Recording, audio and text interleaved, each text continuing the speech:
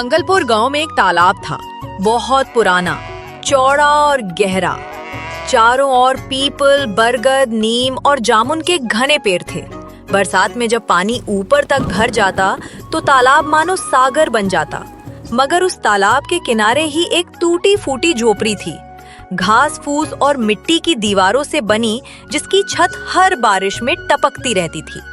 उस झोपड़ी में रहता था रुपेश, जिसकी उम्र कोई 40 साल के आसपास रही होगी। बाल समय से पहले ही सफेद हो चुके थे, चेहरे पर गहरी झुर्रियां उभर आई थीं, मगर आंखों में सपनों की वही पुरानी चमक अब भी बाकी थी। लगातार बारिश के कारण उसके पास कोई काम नहीं था। पत्नी रूपाली अक्सर बीमार रहती थी। बेटा टीटू केवल 8 साल का था। टीटू की आंखों में भी पिता जैसे ही सपने थे कि एक दिन उनका भी अच्छा घर होगा, माँ कभी बीमार नहीं पड़ेगी और पिता के चेहरे पर हमेशा मुस्कान रहेगी। रात का समय था, बारिश लगातार गिर रही थी। ठंडी हवा झोंकों की तरह झोपड़ी में घुस रही थी। रूपाली खांस रही थी और रुपेश ने मन ही मन कहा, हे ईश्वर, अगर इस तालाब किनारे मुझे भी कभी कोई एक पक्का घर दे देते तो मैं भी परिवार के साथ चैन से सो पाता।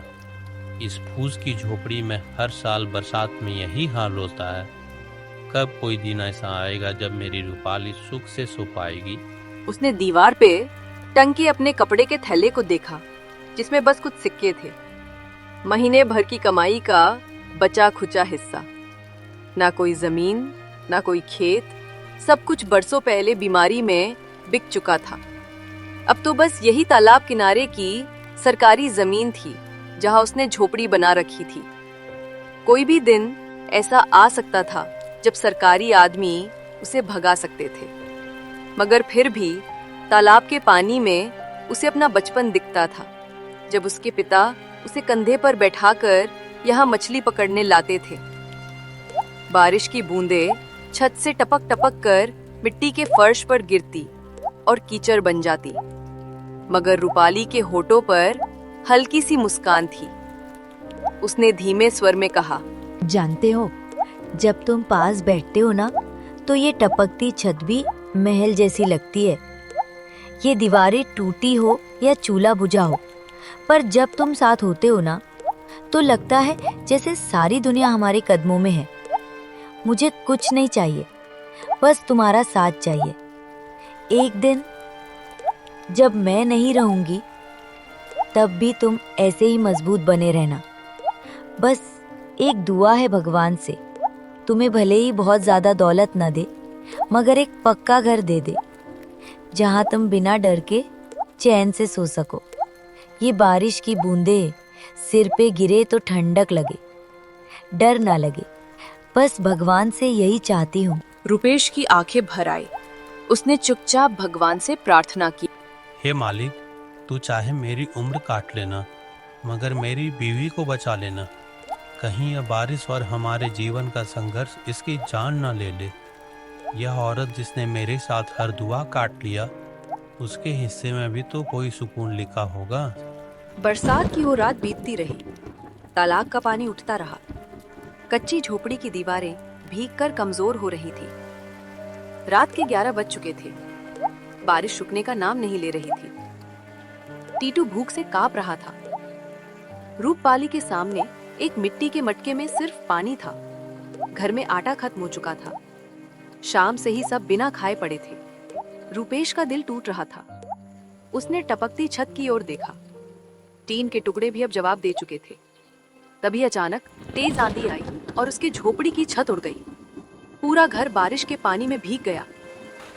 रूपपाली के सिरहाने रखा पुराना रजाई भीगकर मिट्टी में लिपट गया। टीटू डर से रो पड़ा। रुपेश ने आसमान की ओर देखकर अपने आंसुओं को बहने दिया। वो बोला, हे ईश्वर, क्या गरीब के जीवन में सिर्फ दर्द और तकलीफें लिखी है? अगर मैं तेरी बनाई इस धरती पर बोझ हूँ तो उठा ले मुझे, मगर मेरी बीमार रूपाड़ी और नन्हे टीटू का तो ख्याल रख। बारिश की बूंदें उसकी झुर्रियों से लुढ़कती रहीं। रात के उस अंधेरे में वो भीगती रूपपाली को संभालते हुए बोला, रूपाली, सुनो, चलो किसी के घर चलकर मदद मांगते हैं। शायद कोई हमें अपने आंगन का कोना दे दे जहां यह रात कट जाए। कम से कम तुम्हें इस ठंडे पानी की बूंदों से तो राहत मिलेगी। मुझे नहीं चाहिए कोई छत, मगर तुम्हें इस हालत में नहीं देख सकता। अगर कोई इंसानियत दिखा दे, कोई अपनी ओसारी बरामदे का कोना ही दे दे, तो मैं चैन की सांस लूंगा। चलो रूपाली, किसी से हाथ जोड़ते हैं। यह रात बहुत लंबी है आज। रुपेश रूपाली को सहारा देकर बगल वाले पक्के घर में ले गया। वहाँ का मालिक राजू लाल था, जो गांव का बनिया था। रुपेश ने कांपती आवाज में कहा, राजू लाल भैया, मेरी झोपड़ी की छत उड़ गई है। बीबी बुखार में तप रही है, बारिश थमने का नाम नहीं ले रही। भैया बस एक रात के लिए जगह दे दो। कल सुबह होते ही चुपचाप निकल जाऊंगा। न तुम्हारे घर का खाना खाऊंगा, न चूल्हा जलाऊंगा। बस बीबी के लिए उसकी सांसें थम न जाए, इससे पहले कहीं सूखी जगह मिल जाए। देख रुपेश, तेरी हालत पर तरस तो आता है, मगर मेरे घर में जगह नहीं है। तू जानता है मेरा उठना बैठना अब गांव के बड़े लोगों के साथ है।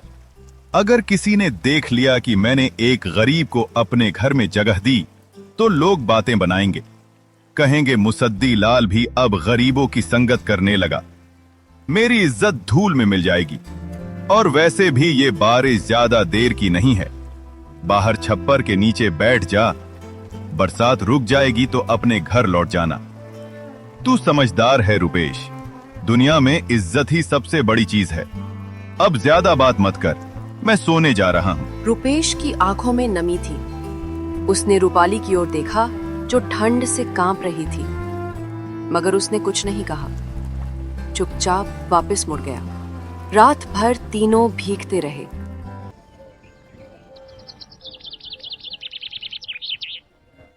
सुबह जैसे ही हल्की धूप निकली, रुपेश झोपड़ी के बिखरे टुकड़े समेटने लगा। उसे कोई मजदूर नहीं मिला। भूखा था, कमजोर था, मगर दोपहर होते होते उसने एक टूटे टीन और घास के गुच्छे जोड़ जोड़ कर छत पर डाल दिए। छत अब भी टपक रही थी, मगर उसने कहा, रूपाली देख, यह छत बहुत अच्छी तो नहीं है, ना ही इसकी दीवारें मजबूत है। हर तरफ से पानी टपक रहा है, कीचड़ भरा है, मगर फिर भी सड़क पर तुझे लेकर नहीं रह सकता। यह टूटी फूटी झोपड़ी ही सही, मगर है तो अपना घर। यहाँ कम से कम कोई हमें यूं धक्के मार कर तो भगाएगा नहीं। मुझे पता है तुझे ठंड लग रही है, तेरा बदन तप रहा है, पर क्या करूँ रूपाली, जब किस्मत ही रूठ जाए तो इंसान की हिम्मत भी जवाब देने लगती है। लेकिन देख, यह झोपड़ी भले टूटी है, पर इसके अंदर तेरा यह अपना आदमी है। तुझे टूटने नहीं दूंगा। जब तक इस शरीर में सांस है, तुझे यूं ही खुले आसमान के नीचे नहीं सोने दूंगा। ये झोपड़ी टूटी है, पर मेरा भरोसा अभी टूटा नहीं है।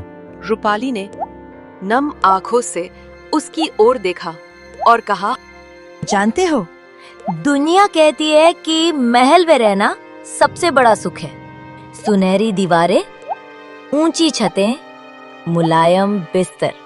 मगर मेरे लिए अगर उन महलों में तुम नहीं होगे ना, तो वो महल भी मुझे सूना लगेगा। और ये टूटी फूटी झोपड़ी जहाँ हर तरफ से पानी टपक रहा है, मिट्टी की सौंधी खुशबू भी अब कीचड़ सी लगने लगी है। फिर भी जब तुम मेरे पास बैठते हो ना, तो ये झोपड़ी भी स्वर्ग जैसी लगती है। सच कहूँ तो मेरे लिए दुनिया की सबसे बड़ी दौलत तुम हो। अगर तुम हो तो सब कुछ है, और अगर तुम ना हो तो उस महल का क्या जिसमें मैं अकेली रहूं। इसीलिए जब तक सांस है, बस यही दुआ है, ईश्वर मुझे चाहे जहां भी रखे, मगर तुम्हारे साथ रखे, क्योंकि तुम हो तो सब है, वरना ये जिंदगी भी अधूरी है। सुबह का समय था। झोपड़ी के बाहर कीचड़ ही कीचड़ था। रुपेश टूटी छत से टपकते पानी को देख रहा था। रूपाली खांसते खांसते कमजोर हो गई थी। तभी अचानक बाहर से आवाज आई, रुपेश, ओ रुपेश, बाहर निकल, कहाँ छिपके बैठा है, बाहर आ, निकम्मे। रुपेश का दिल धक से रह गया। उसने देखा गांव का साहूकार आत्माराम खड़ा था। उसके साथ उसका नौकर मलखान भी था। आत्माराम मोटा लाल मुंह वाला आदमी था। हमेशा बड़ी बड़ी मूंछों पर ताव देता और उसकी आंखों में गरीबों के लिए घमंड झलकता था। रुपेश झोपड़ी से बाहर निकला। नमस्ते भैया, आइए। आत्माराम ने उसकी झोपड़ी को ऊपर से नीचे तक देखा और नाक से कोड़ते हुए कहा, रुपेश, सच कहूं तो मुझसे अब तेरे घर की ये गरीबी की गंध भी सहन नहीं होती। कहाँ से आती है ये सड़ी मिट्टी की बदबू? तुम लोग कैसे जी लेते हो ऐसी जगहों पर? खैर, मैं यहाँ तेरी हालत देखने नहीं आया। सुन, मैं पैसे लेने आया हूँ। याद है ना, 2 महीने हो गए तेरी बीवी के इलाज के लिए जो पैसे दिए थे। कहा था 15 दिन में लौटा देगा। अब तो पूरे 2 महीने बीत गए। सोचा था तुझ पर तरस खा लूं, मगर लगता है तरस भी बेकार गया। अब बता, कब लौटाएगा मेरा पैसा, या फिर तेरी ये झोपड़ी भी नीलाम कर दूं? वैसे भी किसी काम की तो है नहीं, मगर कम से कम मेरे पुराने गोदाम के लिए टिन और बांस ही काम आ जाएंगे। भैया देखो, मेरे पास अभी कोई काम नहीं है। गांव में रोजी का भी बहुत संकट है और मेरी तबीयत भी कई दिनों से ठीक नहीं चल रही, जिसमें जान नहीं बची। बुखार उतरता ही नहीं, पैर कांपते हैं, कमर भी सीधी नहीं होती है। भैया आप तो बड़े आदमी हो, आपको क्या बताऊं। रोज सुबह सोचता हूं कि कहीं से काम मिल जाए, कोई हाथ पकड़ ले, मगर गरीब का हाथ कौन थामता है। बस 2-4 दिन का वक्त और दे दो, किसी तरह काम ढूंढ लूंगा। कुछ मजदूरी मिल गई तो पहले तुम्हारा ही कर चुकाऊंगा। भैया गरीब की सांसें तो आप जैसे लोगों के भरोसे ही चलती है ना। बस थोड़ा वक्त और दे दो, फिर चाहे मेरी जान भी ले लेना। 4 दिन और गरीब आदमी की जुबान का कोई भरोसा नहीं। सुन, 2 दिन का टाइम देता हूं। अगर परसों तक पैसा नहीं दिया तो मैं ये झोपड़ी तोड़वा दूंगा। सरकारी जमीन पर कब्जा कर रखा है, ये भी बता दूंगा पटवारी को। फिर देखना कैसे सड़क पर सोता है तू अपनी बीमार बीवी और बच्चे के साथ। भैया ईश्वर के लिए ऐसा मत करना, ईश्वर का वास्ता है, मुझसे मेरा घर मत छीनो। यह टूटी फूटी झोपड़ी ही सही, मगर यही तो है जो मेरी बीमार बीवी और बच्चे का सहारा है। अगर यह भी चला गया तो मैं उन्हें लेकर कहाँ जाऊंगा? कौन मुझे अपने आंगन में बैठने देगा? मैं जानता हूँ मैंने देर कर दी कर चुकाने में, मगर क्या करूँ, किस्मत ने कहीं का भी नहीं छोड़ा। न काम है, न मजदूरी, न खेत। बस ईश्वर के लिए 2 दिन वक्त और दे दो, मैं परसों तक कुछ न कुछ इंतजाम कर लूँगा। चाहे अपनी झोपड़ी का टीन बेच दूं या बीवी के कहने के नाम पर बचे पुराने चांदी के कड़े, मगर तुम्हारा पैसा लौटा दूंगा। भैया गरीब की आह लगती है, मत छीनो मुझसे। यह एकमात्र छत है, भगवान का वास्ता है आपको। ठीक है, चल मलखान, आज नहीं तो परसों सही। ऐसे गरीबों को वक्त पर लात न मारो ना, तो ये जिंदगी भर अपनी औकात भूल जाते हैं। इनकी यही आदत है, रोटी के एक टुकड़े के लिए तरसते रहेंगे, मगर मेहनत की जगह रोना रोते रहेंगे। गरीबों को कभी दया नहीं दिखानी चाहिए, लात मारो तभी काम करते हैं। चल देखेंगे परसों क्या इंतजाम करता है, वरना इस झोपड़ी को उखाड़ कर फेंक देंगे और जमीन पर गोदाम खड़ा कर देंगे। साहूकार वहां से चला गया। रुपेश वहीं गीली मिट्टी में बैठ गया। उसकी आंखों से आंसू बहने लगे। टीटू दौड़कर उसके पास आया और बोला, पिताजी, आप चिंता मत करो, मैं कोई काम कर लूंगा। मुझे स्कूल जाने की जरूरत नहीं, मैं खेतों में काम कर लूंगा या फिर साहूकार के गोदाम में बोरी ढो दूंगा। हम दोनों मिलकर पैसा चुका देंगे। मैं रोज सुबह से शाम तक काम करूंगा। बस आप दुखी मत होइए बाबा, मैं बड़ा हो गया हूँ ना, अब मैं भी आपका सहारा बनूंगा। भले मेरे हाथ छोटे हैं, मगर मेहनत करने के लिए बड़े हैं। मैं सब कर लूंगा, सिर्फ आप रोइए मत बाबा। मुझे बहुत दर्द होता है जब आपको ऐसे देखता हूँ। रुपेश की आंखों से आंसू टपकते हुए मिट्टी में मिल गए। बेटा, किस्मत भी हमें देख के हंसती होगी। भगवान ने गरीबी दी, बीमारी दी, अब बेघर भी कर देगा, मगर मैं हारूंगा नहीं। तेरी माँ का इलाज कराऊंगा, तुझे एक अच्छा जीवन दूंगा, चाहे अपनी जान ही क्यों ना देनी पड़े। रूपाली झोपड़ी के भीतर से सुन रही थी। उसकी भीगी आंखों से एक ही दुआ निकली। आकाश ढल रहा था। पूरा गांव सुनहरी रोशनी में नहाया हुआ था, मगर रुपेश की झोपड़ी में सिर्फ अंधेरा था। रूपाली खांसते खांसते सो गई थी। टीटू भी बिना खाना खाए उसकी गोद में सिर रखकर लेट गया था। रुपेश बाहर मिट्टी पर बैठा था, सिर झुका हुआ था, पीठ झुकी हुई थी और हौसला टूट चुका था। हे ईश्वर, अब मुझसे नहीं होगा। साहूकार परसों घर तोड़ देगा। घर क्या क्या टूटे टीन के टुकड़े और घास फूस की दीवारें भी छिन जाएगी। रूपाली को लेकर कहाँ जाऊंगा? उसकी खांसी हर रोज बढ़ती ही जा रही है। अगर छत भी नहीं रही तो वह खुले आसमान के नीचे दम तोड़ देगी। टीटू को कैसे पालूंगा? वो तो अभी बच्चा है, उसने तो जिंदगी देखी ही नहीं। उसका क्या होगा? ईश्वर, अब मुझ में कोई ताकत नहीं बची, न तन में न मन में। हर रास्ता बंद कर दिया तूने। अब और नहीं सह सकता। हे ईश्वर, अगर तू सुनता है ना तो बस अब मौत दे दे। मुझे मौत दे दे, इससे पहले कि तेरी दी हुई यह जिंदगी मेरे सामने मेरी बीवी और बच्चे की लाशें रख दे। बस मौत दे दे। वह धीरे धीरे बुदबुदाया। तभी दरवाजे पर दस्तक हुई। रुपेश ने चौंक कर सिर उठाया। रात का अंधेरा उतर चुका था। टूटी झोपड़ी के बाहर कोई खड़ा था। उसने बाहर जाकर देखा। अंधेरे में भी चेहरा पहचान गया। सामने उसका बचपन का दोस्त आकाश खड़ा था। वही आकाश जो बचपन में उसके साथ तालाब में नहाता था, आम के पेड़ पर चढ़ता था और जिससे उसने कभी अपने घर की रोटी खिलाई थी। आंखों में वही अपनापन था, वही गर्मजोशी। रुपेश कांपती आवाज में बोला, आकाश, तू यहाँ इतने साल बाद? आकाश ने उसकी झोपड़ी में कदम रखा।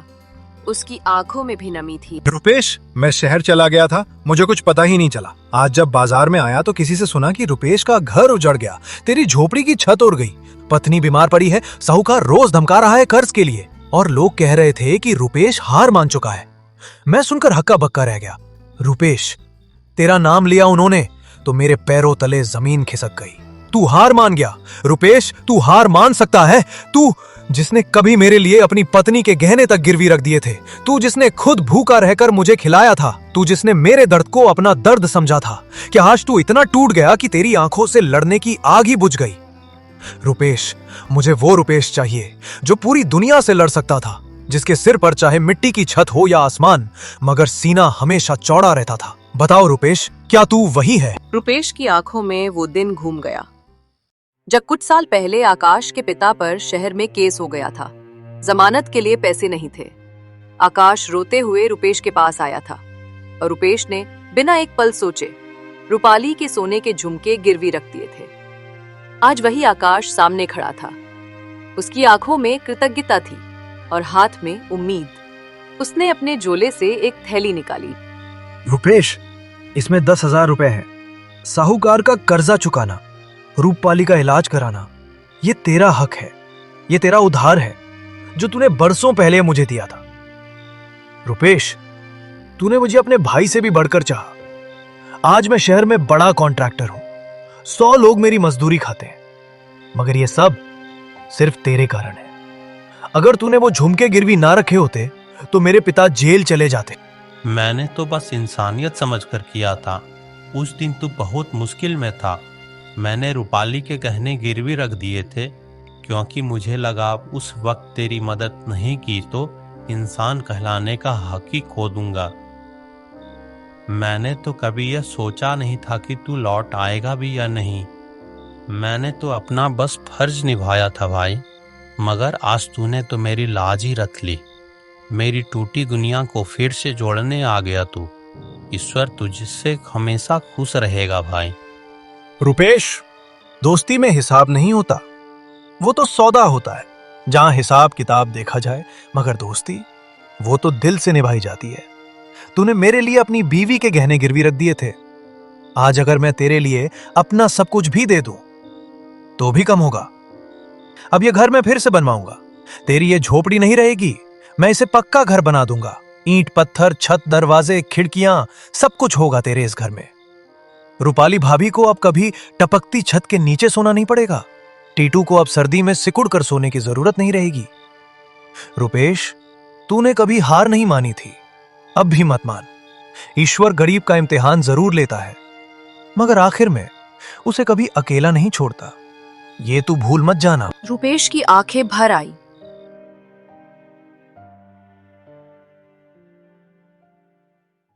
आकाश के दिए पैसों से उसने सबसे पहले साहूकार का कर्ज चुका दिया। साहूकार पैसों को उलट पुलट कर देखता रहा। रुपेश के कांपते हाथों से रुपए लेते हुए उसकी बेरुखी भरी आवाज गूंजी। अब तेरा कर्जा खत्म, लेकिन सुन, एक बात हमेशा याद रखना, गरीब आदमी चाहे जितना भी जोर लगा ले, चाहे दिन रात खून पसीना एक कर ले, मगर अमीर कभी नहीं बन सकता, क्योंकि उसकी किस्मत में ही लिखा होता है जितना भी कमा ले, आखिर में दौलत अमीर के ही पास आती है। तू भी यही सोचता होगा ना कि कर्जा चुकाकर चैन की नींद सोएगा, पर याद रख, तेरी किस्मत में चैन लिखा ही नहीं। गरीब आदमी तो बस एक कर्जा चुकाता है तो दूसरा उसके सिर पे चढ़ जाता है। और वैसे भी तेरी औकात तो यहीं तक है रुपेश। मुझे पैसे दे दिए, बहुत किया, अब जा और कहीं से भी रोटी का इंतजाम कर, क्योंकि ये दुनिया सिर्फ अमीरों की है। गरीब तो बस धूल है, धूल जिसे लोग जूते से झाड़कर आगे बढ़ जाते हैं। रुपेश ने कुछ नहीं कहा, बस मन ही मन ईश्वर का धन्यवाद किया। उसके माथे पर से जैसे कोई भारी बोझ उतर गया हो। आकाश जाते जाते बस इतना कह गया था, रुपेश, जब तक नया घर बनता है मैं तुझे अपने ठेके के काम पर लगा दूंगा। पास के गांव में मेरी सड़क बन रही है, वहां मजदूरों की जरूरत है। सच भाई, मजदूरी मिल जाएगी। हाँ भाई, कमाई कम है मगर 2 वक्त की रोटी के लिए काफी है। तू बिल्कुल चिंता मत कर, मैं तेरे लिए किसी अच्छे काम का इंतजाम भी करूंगा, लेकिन अभी के लिए तू वहां मजदूरी कर सकता है। रुपेश की आंखों में उम्मीद की किरण चमक उठी।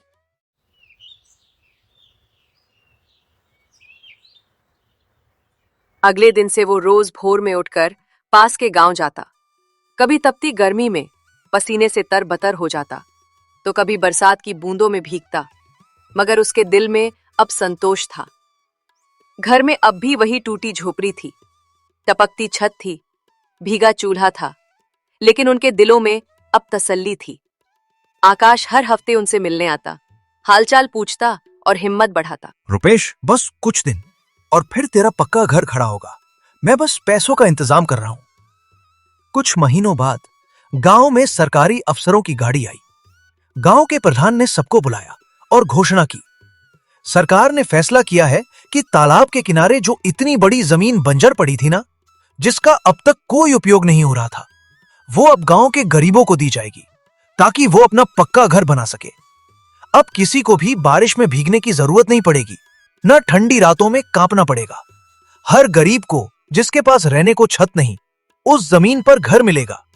इस बार पंचायत में जो सूची बनी है उसमें तुम्हारा भी नाम है। हाँ रुपेश, अब तेरी झोपड़ी नहीं, तेरा पक्का घर बनेगा।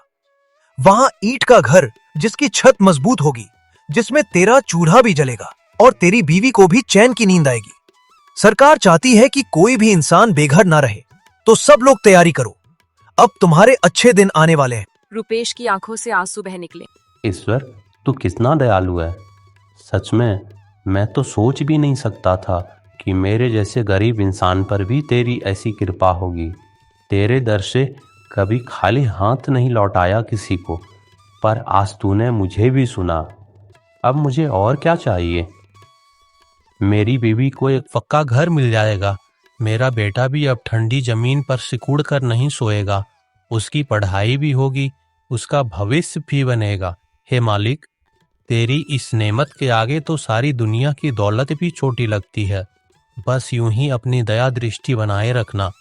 मुझे और कुछ नहीं चाहिए, बस इतना कि जब तक जीऊं तेरा नाम लेता रहूं और अच्छे कर्म करता रहूं। उस दिन शाम को टीटू के साथ बैठकर रुपेश ने सूखी रोटी खाई। उसने आसमान की ओर देखा। आकाश ढल रहा था। ठंडी हवा चल रही थी। पास ही रूपपाली खांसते हुए भी मुस्कुरा रही थी। रुपेश के होठों से बस यही निकला, कितना भी कम दे मगर सुकून दे दे, बस यही बहुत है।